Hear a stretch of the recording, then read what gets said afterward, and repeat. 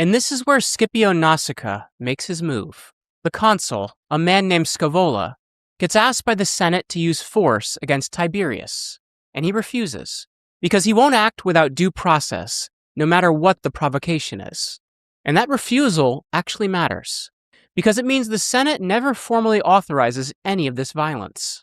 Nasica leads that mob out of the same meeting entirely on his own initiative, straight into an active election.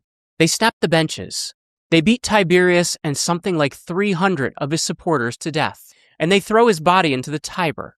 No trial, no burial, and none of the rites, which for a Roman is the ultimate humiliation, because you're denying the man passage into the afterlife according to their own religious custom. And this is the third violation, and it's the biggest one, because it's the one with the actual blood on it.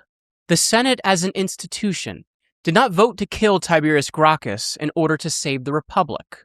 A faction inside it, led by its own chief priest, killed him to protect land they'd acquired illegally, and then let the whole thing pass into history as an act of civic virtue. And what makes it matter is less Tiberius himself, and more what happens downstream from here, over the next 100 years. Gaius Gracchus, Tiberius' younger brother, picks the fight back up about a decade later, and he gets killed too, along with thousands of his supporters, in political violence that dwarfs what happened to Tiberius. Marius goes around the traditional property qualification completely, and raises his armies straight from the landless poor, which creates soldiers who are loyal to him personally,